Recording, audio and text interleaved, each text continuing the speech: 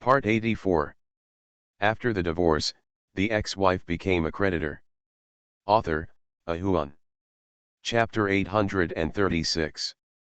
Lying on the bed without wanting to get up, Jijing put some clothes on Han Qian and said angrily, "Next time you do this, I won't accompany you." Han Qian opened his arms and hugged Jijing, lying on the bed and sighed. As expected. All heroes are defeated in Wenro Township. Go, get up quickly, Director Qian is waiting for you. I don't want to drive. I'll take you there, get up quickly, it's getting dark. Han Qian sat on the bed reluctantly.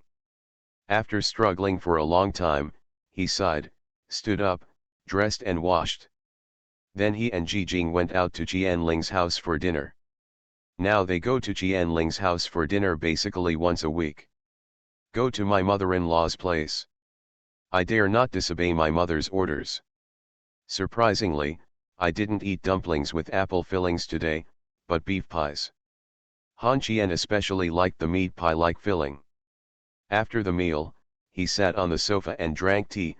Han Qian said softly, "Auntie, I got some news about Qianhuan." Qianling said calmly while holding the teacup. "I know that Qianhuan's matter is over long ago.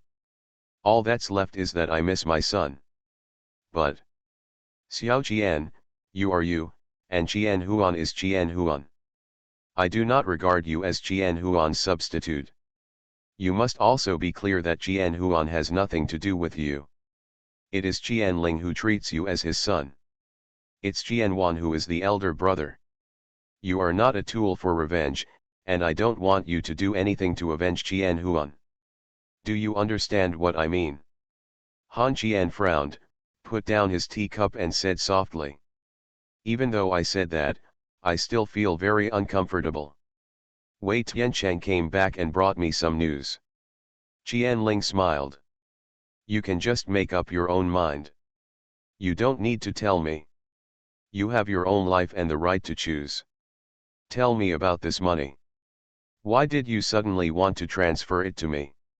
It's useless for me to give it to you. After a while, I'll give you the card, the fee for transferring money back and forth is too high." Han Qian smiled and scratched his head. "I don't have much to spend money on. Now Wen Nuan doesn't dare to let me have money in my hand. She's worried that if I give the money back to her, she will have all kinds of ideas to make the money in my hand less." Qianling curled her lips and said disdainfully, "You have to tell her how much money you have? You are a celebrity now. The men in District 8 call you uncle. Wu Qingxi and Wei Ju are friends with you. Some businessmen in Bin County are also trying to get in touch with you. How can you do it if you don't have money? So, I will give you less first. You don't know how busy you will be during the Chinese New Year? How many mothers-in-law need to see you?" When the words came out, Han Qian really wanted to find a crack in the ground to crawl in. Qianling smiled, got up and walked to the TV cabinet, took out a card and threw it to Han Qian. "The password is written on the back. There should be about 4 to 5 million in it, which is enough for you to spend during the New Year this year. Be generous when you go out to visit relatives and other things. Don't let people think that we are petty children." Han Qian looked at Qianling with the card and said helplessly, "You won't need so much, I won't be going out during the Chinese New Year."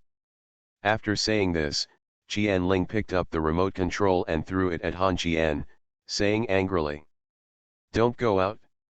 The girls went to your house to celebrate the New Year, and you didn't come back during the first lunar month. You're quite smart, bastard. Why don't you understand this worldly thing? Sit down." After being taught a lesson by Qianling for half an hour, Han Qian and Jijing left the villa. Han Qian held Jijing's hand and said helplessly, "Hey.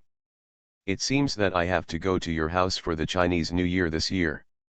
To be honest, Aunt Ji, I really don't want to see your parents." Jijing smiled. "Then don't go. That's no good. Why don't we go to your house when everyone else has gone?" "Oh, I don't want to anymore, go home and play games. You're not going home tonight. I'm not going back. Nuan Nuan went to Nursery Rhyme's house to play. Then you are not allowed to touch me at night. Let's talk again.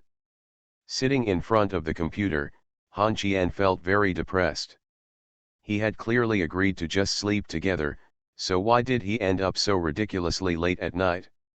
The night before, I said it would be fine if I could control it, but in the end I couldn't. Members of the general department arrived at the company one after another. Suliang stood at the door and raised his fingers at Han Qian. When Han Qian stood up, there was a snapping sound from his lower back. Han Qian did not dare to move on the spot. Could it be that his waist was broken? Such a waist? Suliang looked at Han Qian frozen in place, frowned slightly, stepped forward and just raised his hand. Han Qian said quickly, "Don't move. I'll slap my waist." As soon as the words came out, Lu Zhuolong appeared behind him. He pressed Han Qian's waist with one hand and his shoulder with the other. With a hard push, Han Qian stopped and Lu Zhuolong laughed. "Young and gentle, there's nothing wrong with you, look at how scared you are." At this time, Yao Shui held her chin in her hands and asked with a smirk on her face, "Brother Qian worked very hard last night? The golden gun can't defeat the little prince." Han Qian turned his head and glared at Yao Shui, saying proudly, "Little prince. Sister Shui, you are definitely looking down on me." Yao Shui chuckled.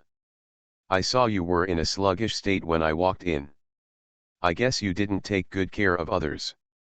Brother Qian, can my sister introduce you to two old Chinese medicine doctors?" Everyone in the office laughed. Han Qian put his arm around Suliang's shoulders and turned around to leave. Within a few seconds after leaving the house, Yang Lan grabbed their ears and dragged the two guys back to the office. One often didn't come to work, and the other's wife was pregnant. The child has been hospitalized and he has been out for more than a month, and now he has to run away as soon as he comes to work. Sister Yang Lan is dressed a little too much today. Sexy. Wearing black shorts with leggings, a pair of black boots that went above the knees, and a black punk-style denim top, Han Qian held his chin and looked Yang Lan up and down. Suliang put his arm around Han Qian's shoulders, and Han Qian said with a wicked smile, "Hey, Sister Yang today." Snapped. Before he finished speaking, Suliang received a slap on the back of his head and said angrily, "What's your name, Sister Yang? Sister Yang is so handsome today. Are you in love?" After saying this, Han Qian clapped his hands in agreement. "What you say makes sense. Yang are you dating someone?" Yang Lan chuckled, stretched out his hand and grabbed the two people's ears and whispered through gritted teeth, "You two bastards, how dare you come to tease me? Come over here and clean the entire 11th floor with a mop and broom." Han Qian and Suliang were pushed out of the office by Yang Lan. Suliang hung his arms and Han Qian covered his lower back. The two unhealthy guys stood in the corridor and showed off until Yang Lan let out a roar. "Be serious. I'll beat you both to death." The two guys regretted it now. Why were they teasing Yang Lan when they had nothing to do? Yang Lan looked at the two people who were cleaning the corridor seriously and sighed feebly. The moment he turned around, Yang Lan was so frightened that he let out a scream, covered his chest with his hands and glared at Lu Zhuolong, saying angrily, "Deputy Lu, what are you doing?" Lu Zhuolong looked at Yang Lan with an expression ashen as death, and choked softly. "Lan Lan, are you really in love?" Yang Lan was furious. "Yes, I'm in love, and I'll get married tomorrow, so give up." Boom. The door of the office was slammed tightly. Lu Zhuolong took a deep breath and walked to his seat in despair. When everyone was struggling with how to comfort him, the door of the office was opened and Yang Lan said angrily, "Lu Zhuolong, clean the corridor for me too." "Okay, my Lan Lan, you won't go when you get married." "I'm worried." Boom. The office door closed again. After the divorce, the ex-wife became a creditor. Author, Ahuan. Chapter 837. Han Qian, is your sister Yang really in love? Are you going to get married? Lu Zhuolong asked relentlessly. Han Qian and Suliang looked at each other, and Suliang smiled. Sister Yang is so angry with us, let's talk. Don't you think nothing of Sister Yang anymore? Lu Zhuolong took out the cigarette and handed it to Suliang and Han Qian, saying softly. Hey. I don't have any wrong thoughts at all. Lan Lan is pure, sacred, and inviolable in my heart. Suliang lit up his cigarette and curled his lips. Then in my heart you are sick, mentally ill, and hopeless. Just as Han Qian was about to speak, a cold aura came over him. He was so frightened that he threw away the cigarette in his hand and cursed at Suliang and Lu Zhuolong. How can you smoke here? Minister Yang asked us to clean, not for you to talk and chat. Hurry up and get to work. After saying that, he turned to look at Yang Lan who was standing at the door of the office.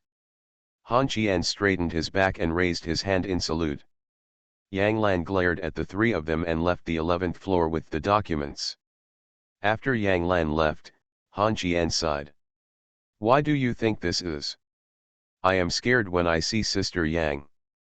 I am afraid that she will beat me. Report, I am the same. The main thing is that Sister Yang really beat us too. And little Yang Jia, Sister Yang is really rude to us, when I see her, it's like seeing my mother. The two brothers sighed, and Lu Zhuolong also sighed. I hope she beats me up. After saying this, Han Qian and Suliang looked at Lu Zhuolong with contempt and conflict. The latter realized that there was something wrong with his words and quickly explained, but the two of them refused to listen. After explaining for a long time, Lu Zhuolong furious. I can't defeat you two patients anymore. Lu Zhuolong, furious, held up a mop and chased the two guys. Han Qian and Suliang ran away, all the way to the elevator entrance. Han Qian hurriedly pressed the elevator button, and Suliang kept urging. Ding! The elevator arrived. Just as the two guys were about to rush in, they saw Yang Lan looking at them coldly. Han Qian was slightly stunned. For a moment, his ear was grabbed by Yang Lan. Suliang turned around and was about to run away. As soon as he ran out he heard Han Qian scream within 2 steps, and then he obediently put his head close to Yang Ian's hand. As soon as Yang Lan grabbed the two troublesome children, Lu Zhuolong appeared holding a mop. When he saw Yang Lan, Lu Zhuolong was stunned, and then said with a naive smile. Lan Lan, do you think my mop looks good? Roll. Okay. You two, don't make Sister Yang angry. Get out of here. Lu Zhuolong ran away, and the two villains were dragged back to the office by Yang Lan. A pile of documents fell on the table. Yang Lan told Han Qian and Suliang to deal with the documents. Han Qian said that he had something to do, and Yang Lan calmly said road. I called Nuan and Jijing to ask. They both said you have nothing serious to do today. Here is the annual report of the General Department. How much bonus the General Department can get this year depends on how you two write it. Don't look for me. Don't ask Deputy Lu. Our salary and bonus will not follow the General Department. From now on, give it to me after work. Yang. Shut up. Yang Lan left again, and Han Qian was about to give the document to Suliang. Suliang first told Han Qian not to run because he had one hand, and then Han Qian mouthed to Yao Xuanun. Sister Shui, can you help me? Yao Xue narrowed her eyes and smiled softly. No help. Then everyone in the General Department was watching the two of them working. It was the end of the year and they were all busy with their work. It was not easy to see Han Qian working once, and there were many people who hadn't seen him yet. Suliang dictated and Han Qian typed.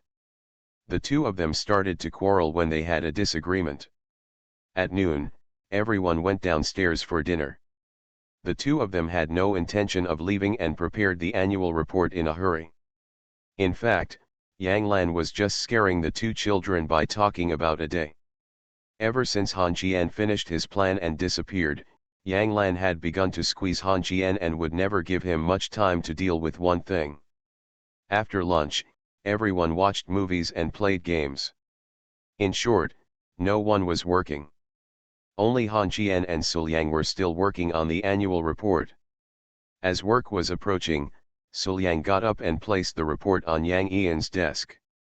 On the bed, and then told Lu Zhulong that he would take leave tomorrow and his wife would be discharged from the hospital and go home. Then Han Jian stood up and asked for leave. Lu Zhulong looked at the phone and waved. "Don't ask me, ask you Sister Yang, Jian ask Mr. Yan, I can't control anyone in this third of an acre of land." When Han Jian was struggling, Xiao Yang Jie ran over and told Mr. Yan to find him. Pushing open the door of Yan Qingqing's office, Xiao Yang Jie closed the door sensibly to avoid suspicion. Yan Qingqing raised her head, glanced at Han Jian, and said softly, "Why did you transfer the money back to me? It's all gone." Han Jian stepped forward, picked up the water glass, took a sip, and said softly, "I've finished using it. I'm just doing some turnover. Then let's talk about interest." Han Jian was slightly startled, tilted his head and said in confusion, "Do we still need to talk about interest in this relationship?" Yan Qingqing narrowed her eyes and smiled. "What's the relationship between the two of us?" After finishing her words and standing up, Han Jian hurriedly stepped forward and took her arm, while Yan Qingqing continued. "Tell me, what's the relationship between the two of us?" Looking at Yan Qingqing's fox eyes, Han Jian smiled. "What do your parents like? I thought about going over to see them during the first lunar month." After saying this, Yan Qingqing let go of Han Jian, turned around and sat on the boss's chair and said calmly, "I like my grandson, why don't we have one now? There are less than 2 months to celebrate the new year. Is it too late? Is this the only reason why you came to me?" Yan Qingqing shook her head, took out her phone and handed it to Han Jian. Looking at the words Nuan Nuan sent on it, Han Jian smiled bitterly, and then Yan Qingqing said, "You tell me, how come you don't know how to hide some money when you have it?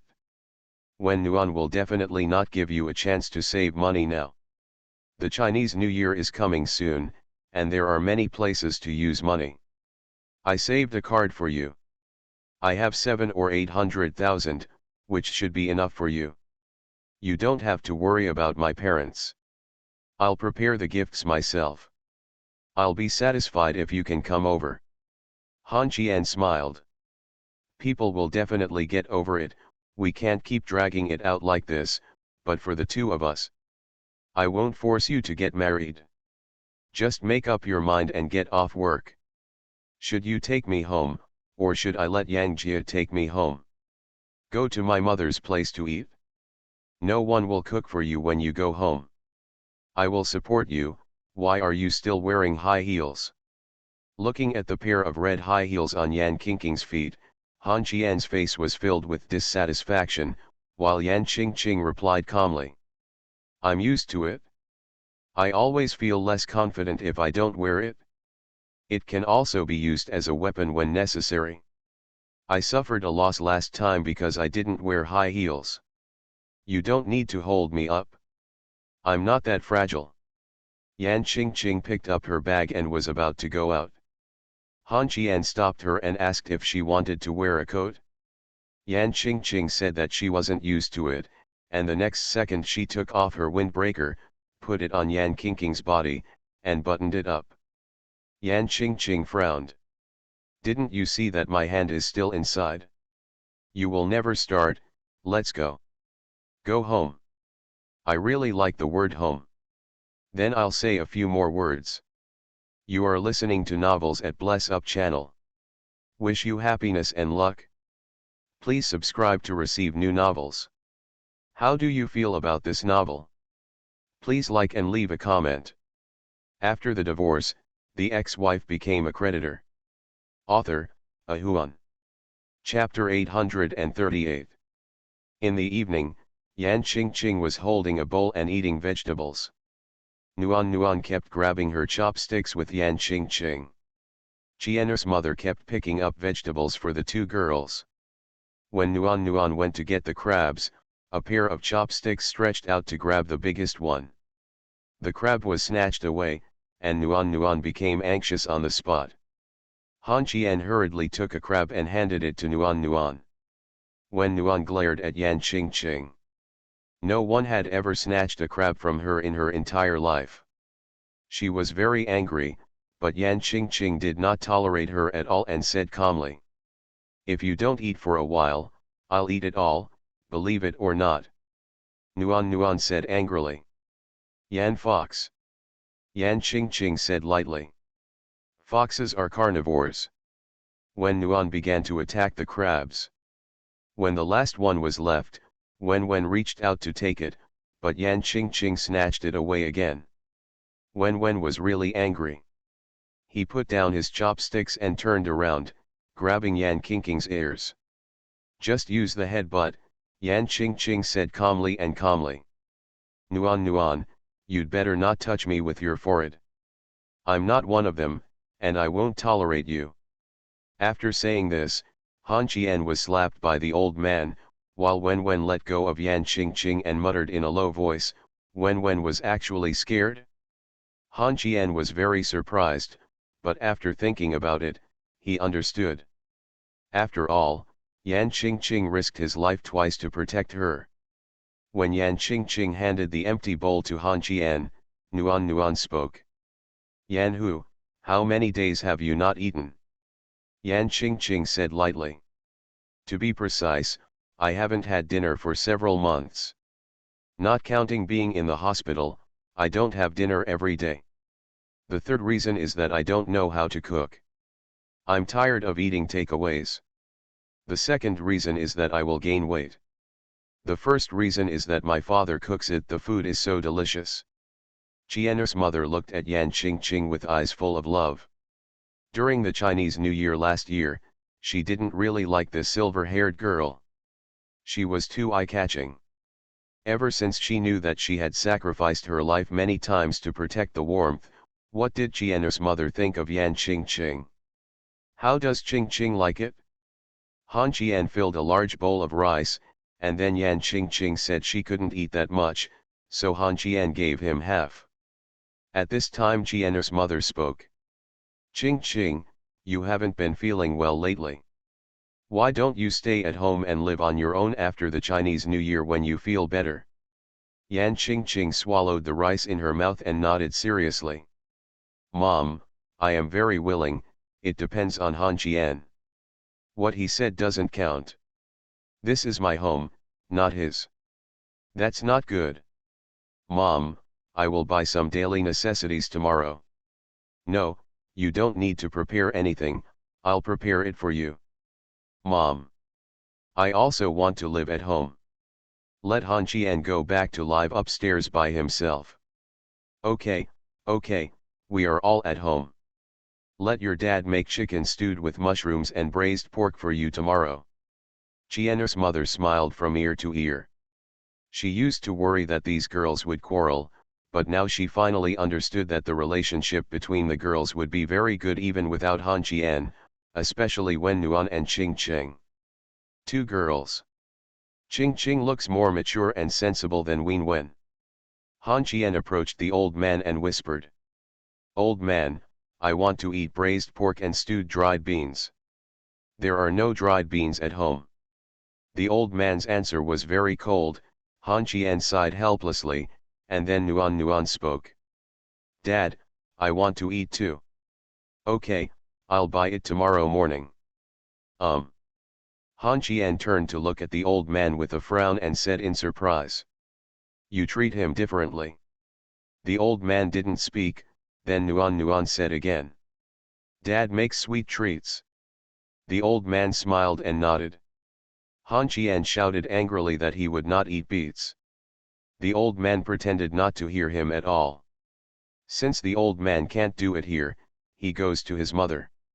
Han Qian looked at his mother and whispered, "Mom, Ching Ching lives here, where should I live?" Qian's mother smiled. "You go back to your own home." As the Chinese New Year is approaching, various companies have issued holiday notices. Normal work will begin on the 7th day of the first lunar month. Among them, honors time is the most relaxed, from 10 a.m. to 3 p.m., no overtime. It returned to normal until the 16th day of the first lunar month. People in various companies were envious of honors working hours. Chang Rong and Shun Cheng also wanted to do the same, but nothing happened after that. Yan Qingqing's body has completely recovered. There are no longer quarrels with Wen Nuan these days. The two girls start to fight directly. Wen can deal with Cai Qinghu, but Yan Qingqing has no advantage at all. She was beaten several times. Yan Qingqing was pinned down. Except for grabbing Yan Qingqing's head and hitting her head twice in the middle of the night, Wen Nuan was always beaten. Han Qian said he couldn't see it. The two girls were allowed to make trouble as long as no one was killed. During the company holiday, Han Qian also gave himself a complete holiday. He suspended everything and thought about the past year. He put on a military coat and sat down with a bench. At the door of the house, I saw an old man chopping wood with an axe. Han Qian wanted to help and scolded the old man. "Move aside the thin skin and tender meat." Basically, around the old man, Han Qian didn't have to do any work. But, "Don't get up too late in the morning, or you'll get nagged." "Yan Hu, I will fight with you." In the room, the war between Nuan and Yan Qingqing started again. The two of them could fight over a melon seed. Han Qian was holding tea in his hand and knocking on the pine seeds that Yan Qingqing bought at a huge price. "Stupid people have too much money. There were quite a lot of these things in the mountains in my hometown." The old man asked how much they cost. After getting the price, he asked Han Qian if he could make a fortune by picking some from home and selling them. Han Qian didn't stop him. "As you get older, you can do whatever you want to do." When Han Qian took his second sip of tea, the old man's curse came over. "You're not old, what kind of tea do you want to drink? Come and play something young people should do." Han Qian went to get other drinks. When Han Qian took a small barbecue stove and put Lulu on it to heat up, the old man was helpless. Then Han Qian ran to the kitchen to get some warmth. "I bought white clams and cut some meat into them." Not long after, Han Qian came out with a skewer of barbecue, sat at the door and started grilling. After a bite of meat, he basked in the sun and enjoyed the hard-earned leisure. After a while, the old man went to the kitchen. When he came out again, he had some more skewers in his hand. He squatted next to Han Qian and said with a naive smile, "Son, bring me a bottle of beer." Han Qian said doubtfully while eating roasted eggplant, "My mother asked you to drink it? You drink a bottle too, and your mother won't talk about me anymore. Go quickly, your mother won't be able to drink anymore when she comes back." Han Qian got up and went to get 2 bottles of beer. The father and son were handcuffed in the middle of winter, drinking wine, looking like a father and a son. When the old man threw the white clam on the iron fence, the room was filled with laughter. The two girls who were quarreling became quiet, and then there was the sound of hurried walking, and Wen Nuan stood at the door and shouted, "You two are eating alone. Dad, you are so uninteresting." The old man raised his head and smiled, then smiled. "Xiao Nuan, go get some chopsticks. Ching Ching also wants to drink some." Yan Qingqing sat on the small bench and touched the old man with a wine bottle. The old man smiled happily and kept grilling skewers and passing them to the 2 daughter-in-laws. While the 4 of them were enjoying their meal, there was a loud shout at the door. "Wow! You guys are having barbecue in winter. My husband, you didn't even call me." Han Qian raised his head and looked at Cai Qinghu, who was holding his mother on his arm at the entrance of the hospital. His mother was dressed up with jewels, her clothes were changed, and her hairstyle was changed. Cai Kinghu was dressed simply, in a suit. Cai Kinghu walked to the door, handed the wine and cigarettes in his hand to the old man, and said with a naive smile, "Dad, Happy New Year, I'm here to celebrate the new year again." The old man kept saying yes, but Nguyen Wen and Yan Qingqing's eyes were full of anger. After the divorce, the ex-wife became a creditor. Author, A Huan. Chapter 839. It was only a few days before the Chinese New Year. Han Qian called Kexen and asked him to take some money back to share with his brothers when he went home this year. Although it was not much, Kexen did not refuse and did not arrive. "Thanks. They don't care about this." A few days after Kexen returned home, Han Qian received a call. The brothers asked when they would have time to have fun together. Han Qian smiled and said that it would take a while. There were a lot of junk things and he was very busy. Then he asked, do they have any idea of coming to the city? He Fexiao had been on the phone for 2 hours. He hung up the phone and touched the hot phone.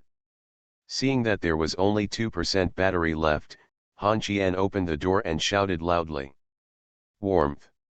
Where's my charger? Come on, it's out of power." Wearing slippers, she opened the door and ran outside. Recently, the old man has tidied up the 2 rooms in the back room. Han Qian's room has an extra bunk bed. The 2 of them sleep together. The other room has been turned into a kong by the old man. It is heated every day. Mainly it is used for poetry work.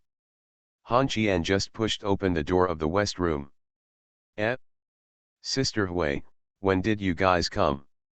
The 2 sisters from his second uncle's family visit his mother at home every year. They are ordinary people, and Han Qian has a good impression of them. Fat Sister Hui smiled. "I came here this morning. I said you were busy. I haven't seen you in a few years." Qianer has become a young man. Han Qian scratched his head in embarrassment. At this time, Wen Nuan reached out and took Han Qian's mobile phone to charge. It was too difficult for her to chat with the cousins of Han Qian's family. Fortunately, Yan Qingqing was also there. I walked out of the west room and scratched my head. When I opened the door of the east room, I looked at the people in the room. Almost all the relatives at home were here. There were more than a dozen people in the small house, and it was full of smoke. Han Qian said hello one by one. He had no good impression of these relatives before, but then he thought about how capable they were from rural areas. Moreover, the family had no money at that time, and there was no hope of repaying the money. People who borrow money rarely expect to pay it back. After saying hello, Han Qian sat down and chatted for a while before leaving the room. I really don't know what to talk about. People in a room sat together chatting awkwardly, talking about their childhood. The last thing Han Qian wanted to remember was his childhood. Because he had no happiness, he walked to the yard and looked at the old man squatting under the eaves.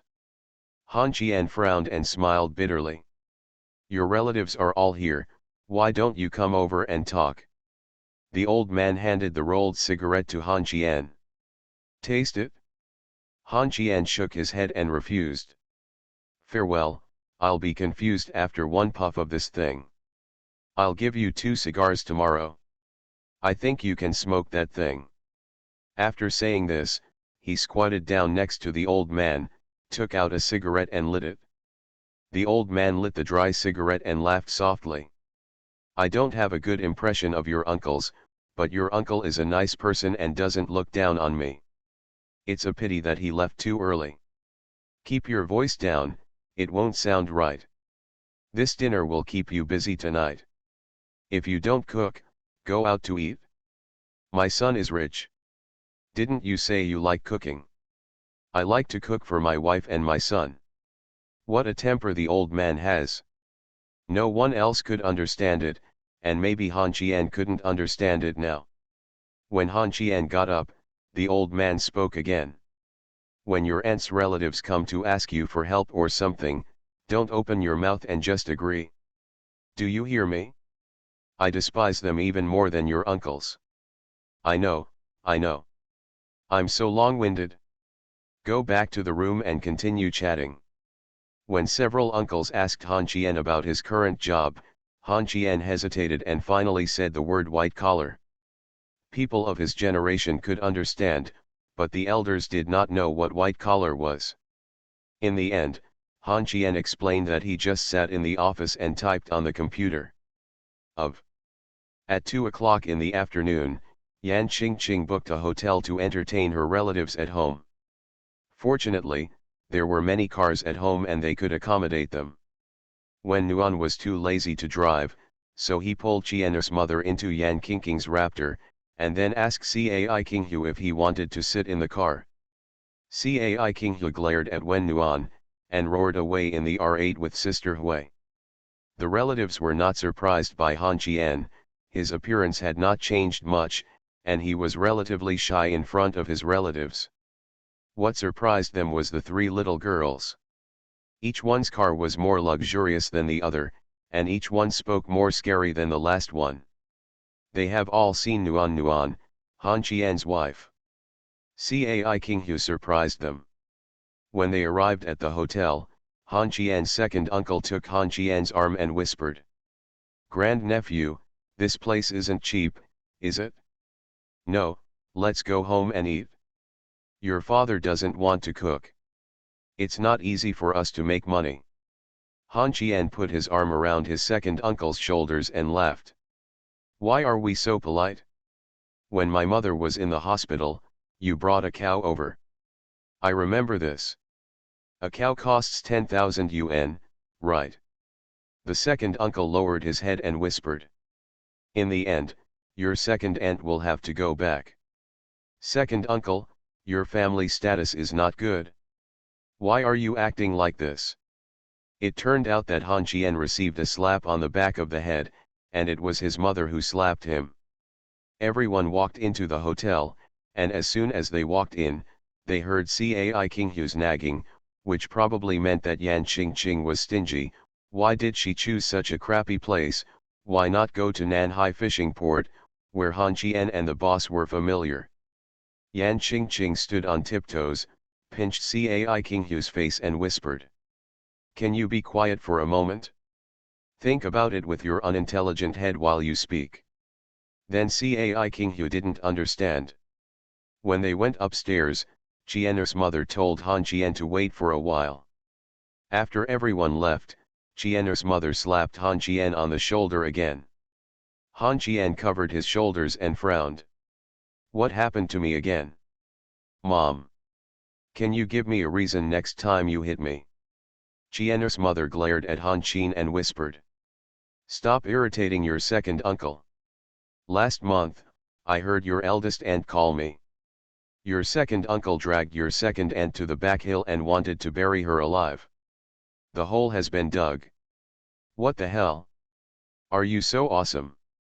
Qian's mother turned her head and slapped Han Qian 6 or 7 times on the shoulder. When he went upstairs, Han Qian was still thinking, second uncle is 1.85 meters tall, but second aunt is only 1.5 meters tall. Maybe not, it's not like carrying a chick. Then Han Qian thought of his second uncle's tragic life. At that time, a very talented college student also had a girl he liked.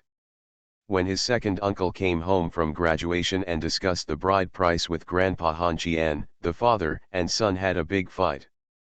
Within a year, his second uncle married his second aunt. Arranged marriages. A college student who is 1.85 meters tall and a country girl who is 1.5 meters tall. No matter how he thought about it, Han Qian felt that it was not a good match. The second uncle never spoke to Han Qian's grandfather. In the end, his grandfather died of liver cancer. Before closing his eyes, the second uncle went over and took a look, but still didn't speak.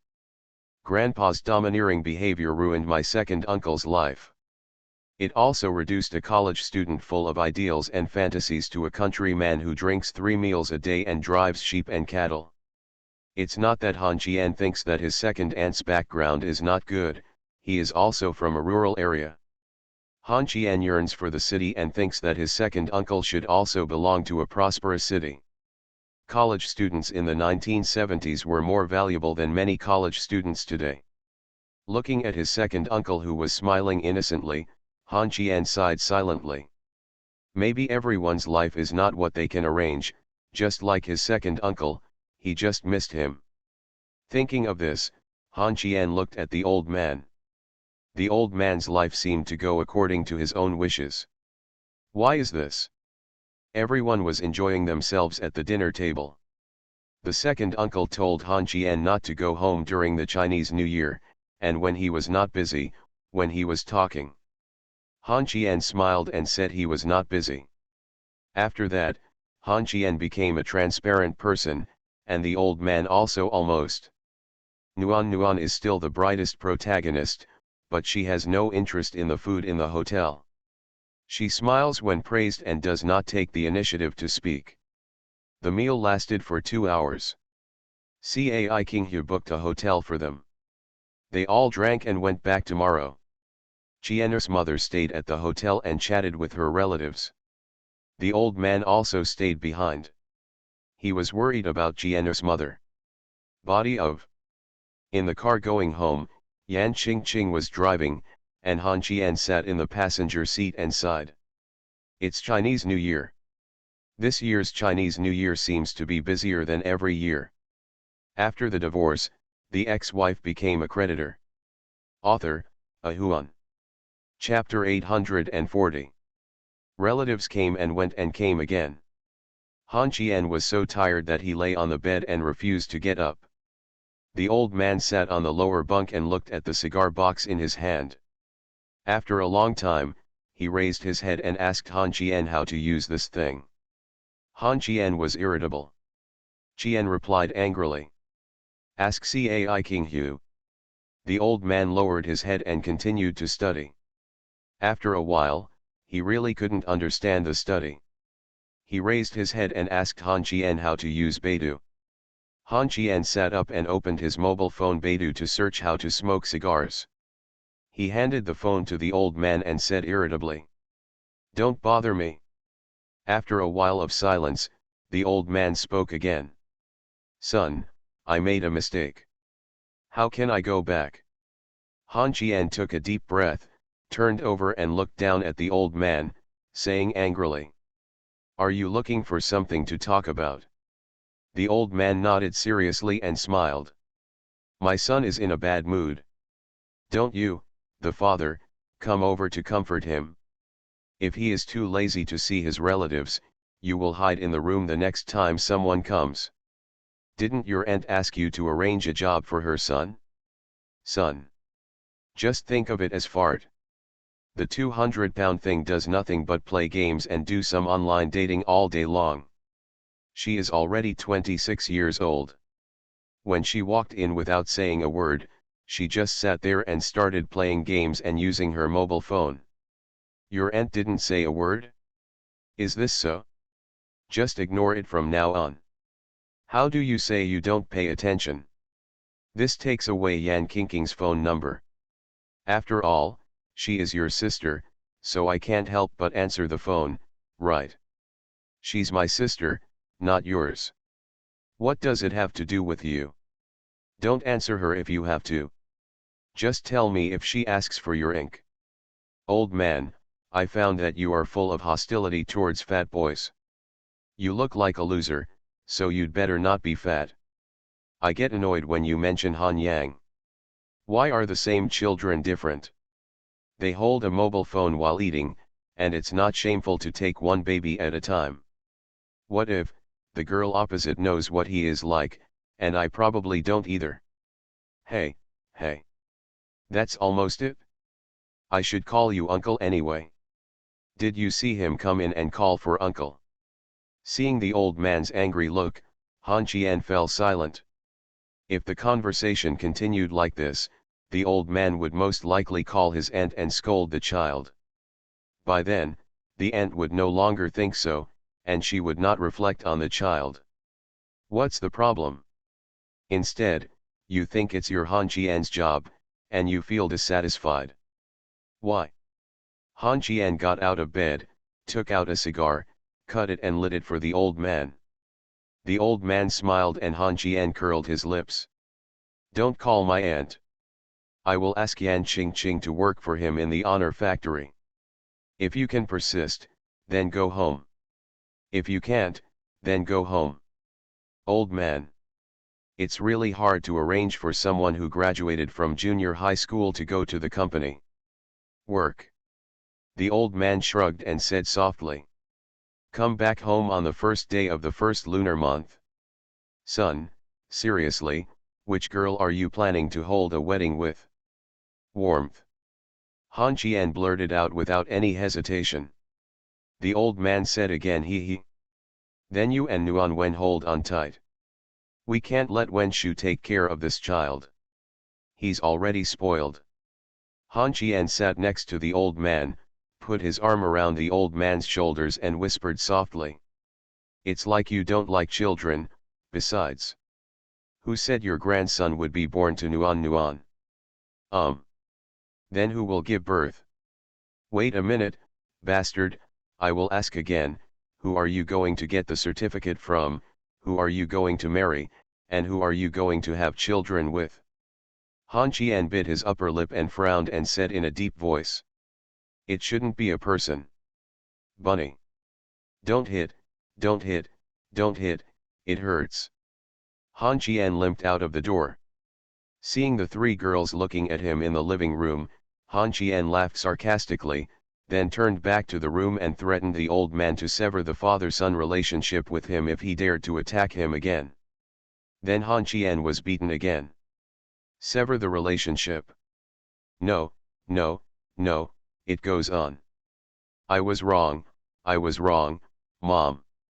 My dad beat me. Qian's mother and the three girls were sitting in the living room, watching TV, and pretended not to hear Han Qian's cry for help. An unserious father and an unserious son, let's fight, or make trouble, anyway, nothing big will happen. After being beaten by the old man went to chop firewood. Han Qian was lying on the bed thinking about what he just said. If nothing happens, if the current situation continues, it may really become what he said. Look. There is no way to have both in this world.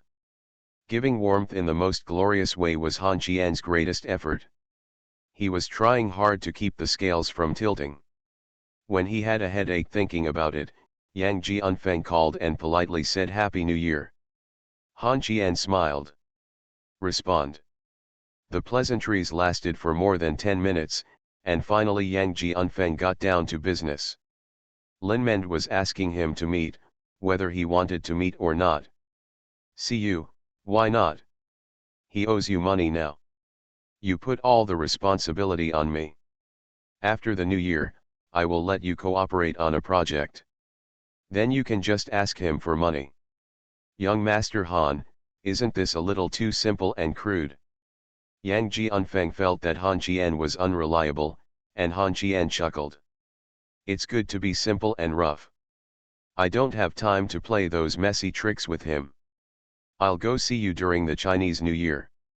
Don't. We all know that you are going back home during the Chinese New Year. I will go see you after the incident is over. Yang Jianfeng used the word you, and Han Qian smiled and hung up the phone. After lying on the bed and thinking for a while, Han Qian took out his mobile phone and called Luo Shen, telling her that her chess piece was now selling his shares. Luo Shen did not ask the reason, but asked Han Qian. Han Qian struggled for a while as to whether he would go to the capital during the Chinese New Year and told Luo Shen that he would go if he had time. Then Han Qian opened the door and asked Nuan for Zhang Xian's number, dialed the phone and smiled. Aunt Xian, Happy New Year. If you have something to say, you have to fart. Now you can buy back your shares at 90% of the price. Of course, you don't have to spend money. Instead, we will make up the 10% price difference. In this way, I have fulfilled my promise. Is this a New Year's gift? Han Qian, what on earth are you doing? Ancien, just don't worry. I'm just trying to gain your trust now so that I can borrow it easily and return it easily. It won't be difficult to borrow it again, right? Nuan and I will go visit you after the Chinese New Year. Hong Kong shareholders sold off their shares? Lin Zongheng looked at his father with confusion in his eyes. He had always suspected that this guy from Hong Kong was from Han Qian. He was busy checking the company's accounts. Now he suddenly sold his shares?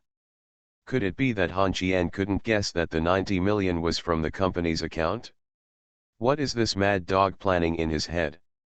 Moreover, the businessman did not have any communication with the board of directors. Zhang Xian once again took back 10% of her money. I heard that the price was very low, but Lin Zongheng didn't know the specific amount. Concerned about the remaining 10%, Lin Zongheng spoke. Dad, do we want to take the 10%? If it falls into Han Qian's hands, Wen Shi and Zhang Xian, a pair of adulterers, will come to the company to point fingers again. When the time comes. Lin Men covered his head and sighed. Let's check the price first. If you can get it at a low price, you can consider it. You are going to ask Tang Wei to contact the underground bank. By the way, this Tang Wei was also a planner before. He will do a few short-selling projects first and use all the money. The funds will be replenished first. I know, Dad. The Chinese New Year is just a few days away, and everyone is preparing for the New Year. However, the Lin family father and son have not been idle for a minute, scheming and scheming. This is what Han Qian wants to see. Lin meant, you are already this age. How much energy do you have to play with a young man like me? Your son is a young bird that grew up under your wings, and his down has not faded yet. At night, Lin Zongheng brought back the news that he could get the 10% shares at a price of 94%. He contacted the businessman. He lost a lot of money and had problems with capital turnover. Lin Mend immediately took out his cell phone and called a friend in Macau to check the matter. The other party told him that he had never heard of this guy. After hanging up the phone, Lin Zongheng told Lin Men that this guy was a loser in Las Vegas. Money. Lin Men stared at Lin Zongheng for a long time, finally put down the phone and got up and went upstairs. At Han Qian's parents' house, Han Qian lit up fireworks wearing a military coat. Brilliant fireworks bloomed in the sky. Han Qian was looking at the sky in a daze. At this moment, there was a sudden crackle under his feet. Han Qian was so frightened that he ran away, and then a warm laugh came from behind. The girl was holding a small string of hang-ups in her hand and was lighting a fire and throwing them at Han Qian. Han Qian was furious and ran out of the yard. Han Qian ran away, and Wen Nuan was no longer in the mood to play, so he went back to the room to quarrel with Yan Qingqing. About half an hour later, Han Qian came back. He stood outside the window and raised his hands to Wen Nuan. His mysterious look made Wen a little curious. At this time, Yan Qingqing spoke. I suggest you don't go out. Wen Nuan did not believe in evil.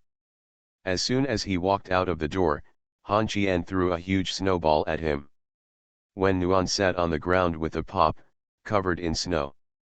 Qian's mother sat on the Kong and pointed at Han Qian through the window and cursed. Nuan took a deep breath and wiped the snow off her face. She didn't cry or make a fuss. She stood up and took a deep breath again. When she raised her head and looked at Han Qian, her eyes were calm and she spoke. Han Qian. I'll give you a chance, apologize now. Why? Why should I apologize to you? Okay. After saying that, Wen Nuan turned around and went back to the house. When she came out, she was holding an oversized water gun. Han Qian was not surprised by what kind of toys Wen could bring out, but when he saw Wen holding a water gun in his hand, Han Qian panicked when he picked up the balloon. Xiao Nuan, is it too late for me to apologize now? Daughter-in-law, take care of him for me. Han Qian ran away, water balloons flying by his ears. 10 o'clock at night. Qian's mother had already fallen asleep, and Han Qian stood outside the yard wearing a rough coat and shouted to Nuan who was guarding the door. Stop, stop making trouble, okay. I'll admit my mistake, okay. Warmth and high morale. No. Either stick your head in the snowdrift yourself, or come over and let me smash it. I'll let you smash it. Han Qian raised his hands and walked towards Wen Nuan, and Wen also put down the water gun. Just when she was about to grab Han Qian's ears, Han Qian bent down and directly put Wen on his shoulders, and slapped her butt. Isn't it a big change? Don't you know who is in charge? Han Qian. You're done. You are listening to novels at Bless Up channel. Wish you happiness and luck. Please subscribe to receive new novels. How do you feel about this novel? Please like and leave a comment. After the divorce, the ex-wife became a creditor. Author, Ahuan. Chapter 841. The war between Han Qian and Nuan lasted for several days. Nuan was like a cat. As long as Han Qian was not paying attention, she would sneak up on him. Whether it was at night or during the day, she always had endless energy to consume.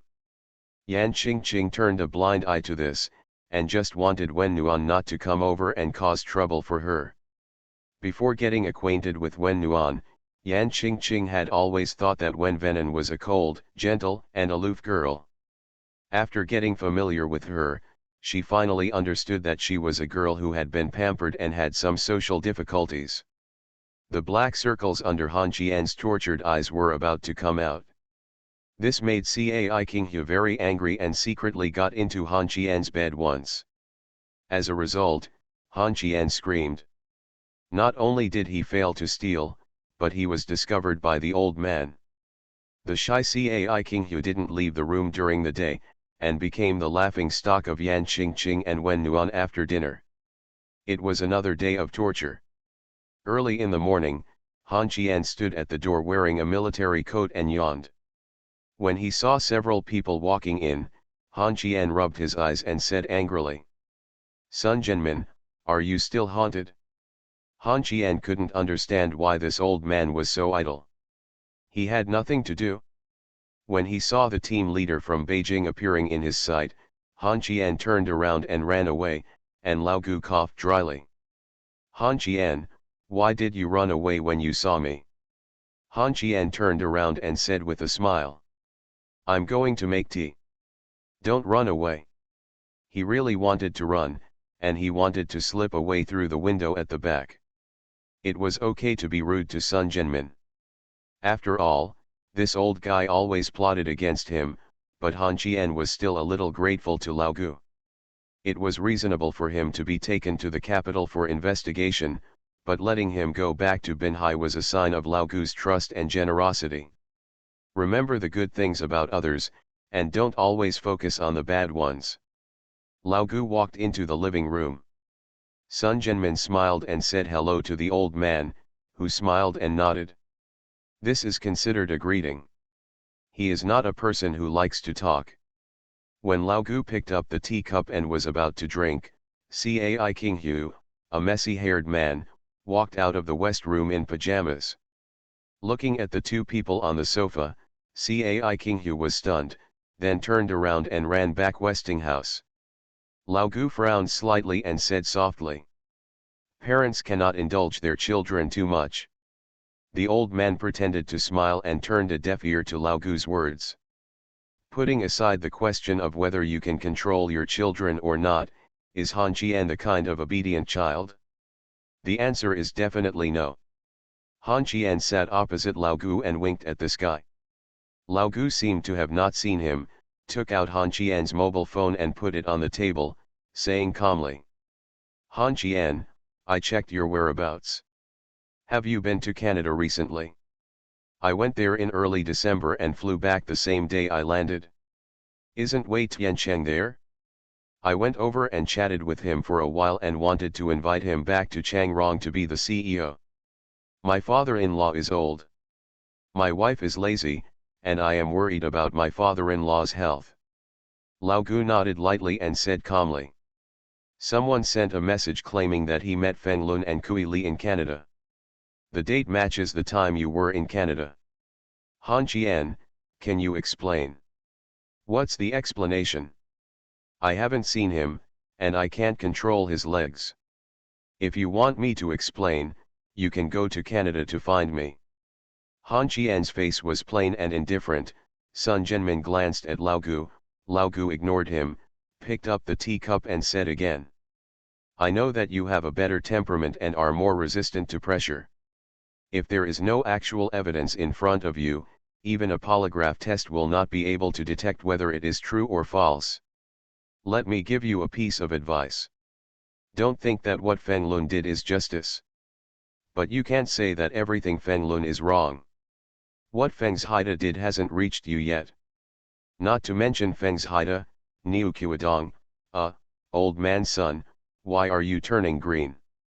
Sun Jianmin gritted his teeth and looked at Han Qian, and Lao Gu said. You don't need to worry about things at the Yamen gate. What? Killing the donkey? I have done some meritorious service, right? In other words, I caught the person who kidnapped me myself. Now that I have nothing to do with the Yamenmen, isn't it a bit unkind? The Yamenmen are led by the law, and human feelings are based on. Stop, stop, stop, I get it, I really don't know about Feng Lun going to Canada. If I have news about Feng Lun in the future, I will guess that either Feng Lun is still in Canada now, or he is in Canada in Africa. One is the most dangerous and the other is the safest. What happens at your Yamen gate has nothing to do with me. While talking, Cai Qinghe came out of the west room. Sitting next to Han Qian, he felt like Xiajiabiu. Lao Gu glanced at Cai Qinghe. At this time, Sun Jianmin came close to Lao Gu's ear and said something. Lao Gu frowned and looked Cai Qinghe up and down. Han Qian frowned when he saw this. If something happens, come to me. You officials, don't look into my Qinghe, son, especially you. Last time you plotted against us and Qinghe almost resigned from the Yamen.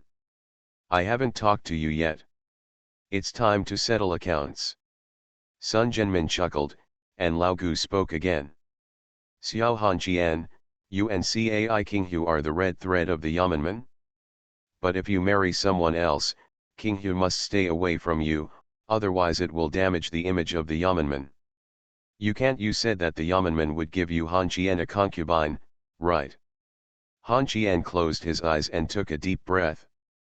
When he opened his eyes again, he narrowed his eyes, leaned forward slightly and leaned closer to Lao Gu, and whispered.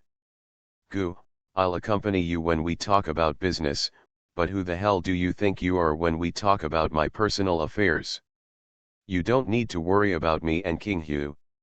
Everyone's expressions changed, especially Cai Qinghe and Sun Jianmin, who looked pale. At this time, Yan Qingqing, who was standing at the door of the room, looked at Han Qian with complicated eyes. Only Lao Gu's expression did not change at all, and he picked up the table. A cigar was cut and lit skillfully, and he looked at Han Qian with the same expression and eyes. Narrowed his eyes. Little Han Qian, before you try to kill me, first think about how much power I have. Do you insist that I transfer Cai Qinghe to Xinjiang? Ancestor. Ancient ancestor, we have something to discuss. Look, don't be on the same level as me, right? If Lao Gu said that he would bring Han Qinzhe back to the capital, Han Qian would not even frown and would follow him. But if you said that you would transfer Cai Qinghe to Xinjiang, then you don't believe it. There's no other reason, it's just that it's too far away and can't be seen. Lao Gu stood up and walked to the yard, followed closely by Sun Jianmin. Han Qian had to stand up and walked out of the door. When Cai Qinghe stood up, Han Qian held his shoulders. He wrapped his military coat and went to the yard. He looked at Lao Gu. Squatting beside the frozen pool, Han Qian picked up a small hammer and stepped forward. Breaking the ice, Lao Gu said calmly. Do you like fish farming? Han Qian shook his head. I don't like to raise anything. I am a person who particularly hates trouble. I solve things if I can solve them directly. So you forced Niu Qiudong to death. Everything must be based on evidence. Niu Qiudong's death has nothing to do with me. The things this guy did. Han Qian, if you want to mess with me, just say so and stop it. Sun Jianmin interrupted Han Qian's words. Han Qian raised his head and smiled at the old man. Sun Jianmin glared at Han Qian and said indifferently. After I returned to the province, I sat down with Secretary General Li Chengjin and others to talk about you and King Hu. King Hu is a relatively special existence in the Yamanmen. His father is an old friend of ours. Chengjin gave me when you pulled the string. You never thought that your life would turn out like this, but Han Qian, you have to think about it. If one day there is news that the provincial prosecutor is working as a mistress for Han Qian, I will tell you first. This is illegal for Clear Lake. Lao Gu curled his lips and nodded, and Han Qian glared at Lao Gu. Feed your fish. Then he raised his head and looked at Sun Jianmin with a frown. Then what do you mean? Exactly what Cheng Jin and Li Yelai mean. There are two ways, King Hu resigns and leaves the Yamanmen, and you two stay together, or you and King Hu get the certificate. Lao Gu and Sun Jianmin left. When they left, they told the old man to bring gifts for a visit tomorrow. The old man delivered them to the door. When he came back, he glanced at his son lying on the snowdrift in the red brick courtyard. The old man sighed. Why won't these guys let my son go? Han Qian arranged himself into a big character, and Cai King Hu's QQ signature appeared in his mind. A small, simple second-level special prosecutor. Let Cai King Hu give up the job she loves. Perhaps this job is not necessarily what Cai King Hu likes. It may be a way for him to repay his father's kindness in raising him. Cai Jiang sold the mine because he did not want Cai King Hu to become a businessman. Did he let her give up as a prosecutor? Work. Get a marriage certificate. Put simply. But for Han Qian, it would be easier to chop him with a knife. After almost 2 years of scheming and killing, Han Qian never had a headache because of these so-called enemies. Once he thought about the future of the girl around him. Han Qian. Han Qian stood up, took off his clothes and jumped into the cold pond with a splash. A scream came from the door, and then a splash came out again. The nursery rhyme is here. After the divorce, the ex-wife became a creditor. Author, Ahuan. Chapter 842. Worried that the fish in this pond would freeze to death, the old man dug very deep. The deepest part was about the same size as Han Qian. You're sick. You're definitely sick, and so am I. Why do I care whether you live or die? Nursery rhyme dragged Han Qian ashore in the freezing cold pool. As soon as Han Qian stood up, Wen Nuan waved and slapped Han Qian on the face. Everyone was stunned. Cai King Hu stepped forward and grabbed Wen Nuan's arm, screaming and roaring. What are you doing? How can you slap my husband in the face? Wen Nuan looked at Han Qian with cold eyes and said coldly. Coward. Han Qian closed his eyes and took a deep breath. Then Wen Nuan helped Tong Yao back to the room to change clothes. Han Qian raised his head and looked at the old man. Looking at the old man's expression, Han Qian said with a trembling voice. Dad. The old man took a step forward, raised his foot and kicked Han Qian on the chest. Plop. There was another sound of falling water, and the sound reached Worm's ears. Her body trembled, and then she went to change clothes with the nursery rhyme as if nothing happened. The old man snorted coldly and said indifferently. Next time you want to die, don't drag someone else with you. The old man left, and Cai King Hu trotted to protect his future father-in-law. Yan Qingqing was left by the pond. Empress Yasha squatted on the edge of the pond and looked at Han Qian floating on the water. She curled her lips. I think Nuan is right, and what Dad did is right, Han Qian. You seem like a girl, well, either, you are a girl. Do you think procrastination can solve this problem? Han Qian, whose face was livid from the cold, raised his head to look at Yan Qingqing and said with a trembling voice. I, what should do? I don't know, I'm not a man, why don't you come up? My father didn't speak, so I didn't dare. Yan Qingqing laughed, turned, and left the yard, leaving Han Qian soaking alone in the cold pool. After a few seconds, Han Qian took a deep breath and dived into the pool. When he emerged from sleep again, he had a carp in his hand. Then he saw his mother looking at him with a frown, and Han Qian hurriedly threw away the carp. Qian's mother said lightly. Are you going to freeze to death in there? Are you doing something wrong and making us worry about you? Han Qian chuckled. It doesn't feel so cold now, Mom. What do you think I should do? Qian's mother thought for a while and sighed softly. Ask me about the trouble you caused yourself? I guess King Hu still doesn't know why you suddenly committed suicide. It should be that Li Yelai started to put pressure on you because of the relationship. If you can't control your own children, you torture my son. Huh? You know. Isn't it just the Yamanman who put pressure on you and King Hu to get the certificate? It's hard to guess. Where are you taking a bath? I'm at the party. Qian's mother shrugged and turned to leave. She was not a spoiled child.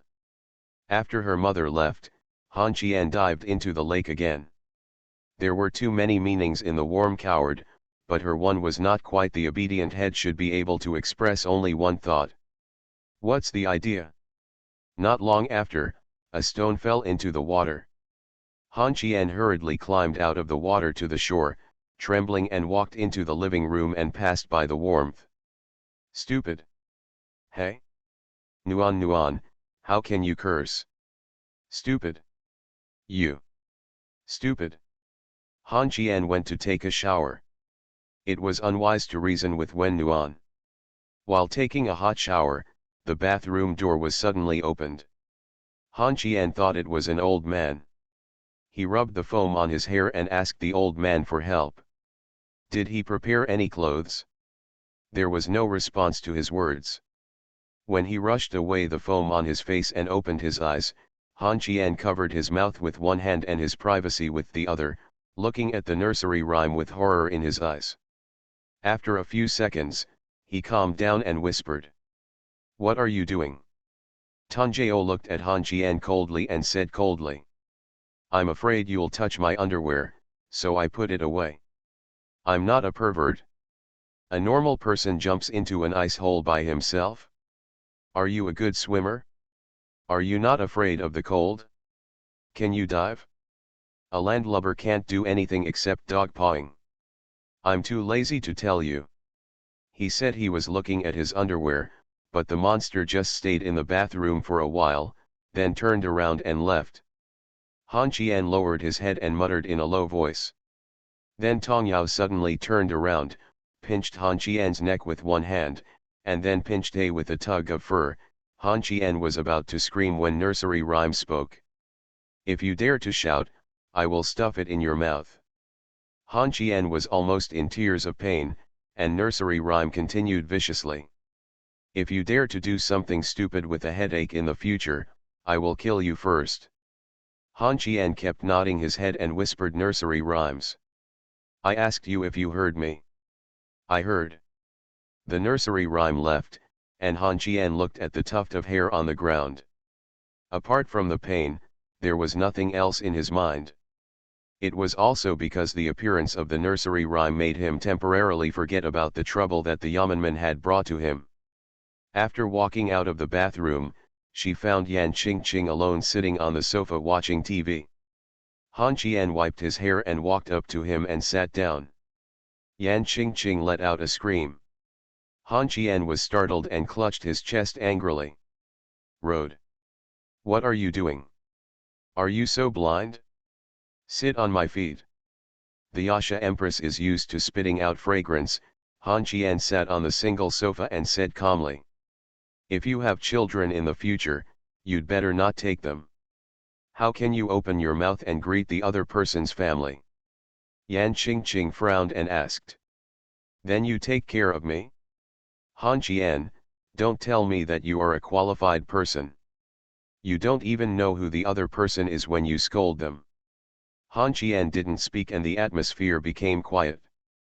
After about 10 minutes, Yan Qingqing suddenly spoke. Isn't there a teacher in the house?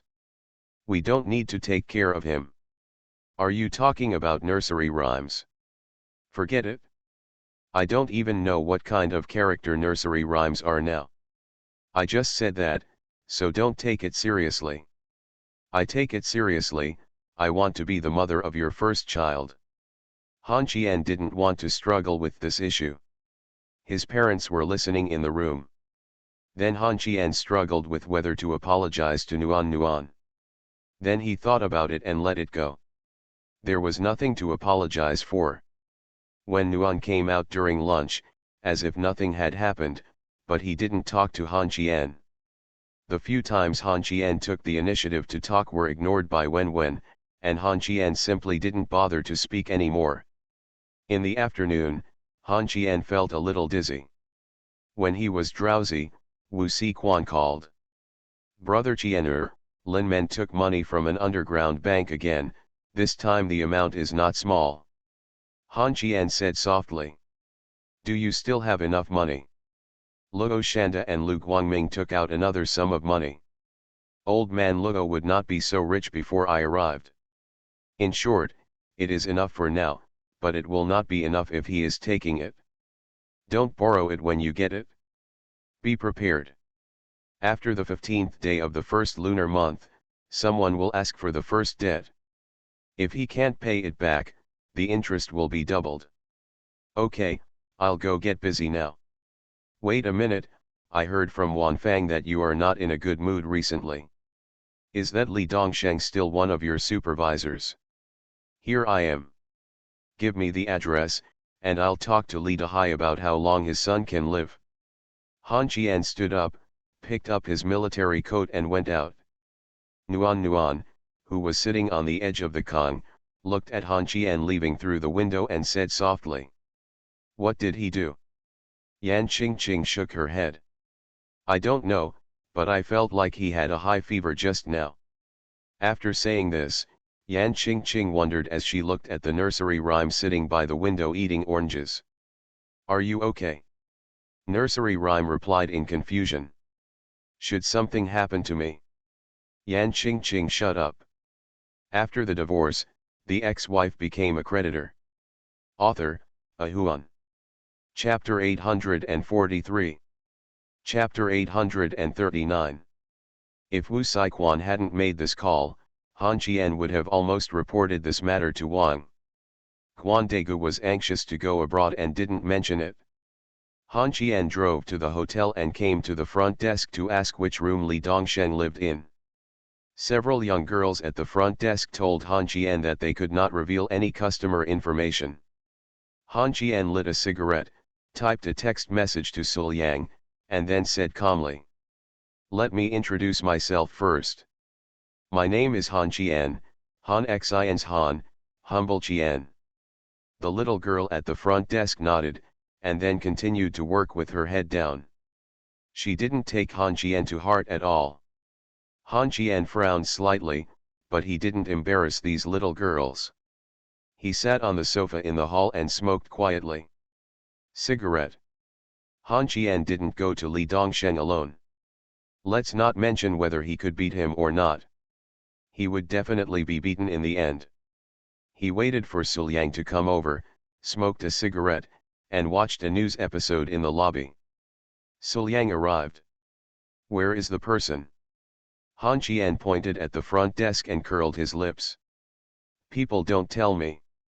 Sul Yang glanced at Han Qian sideways, and then strode to the front desk. He didn't know what method this guy used. He found the room where Li Dongsheng was in just a few minutes. When he pulled Han Qian upstairs, he faced several small children. The girl blew a kiss.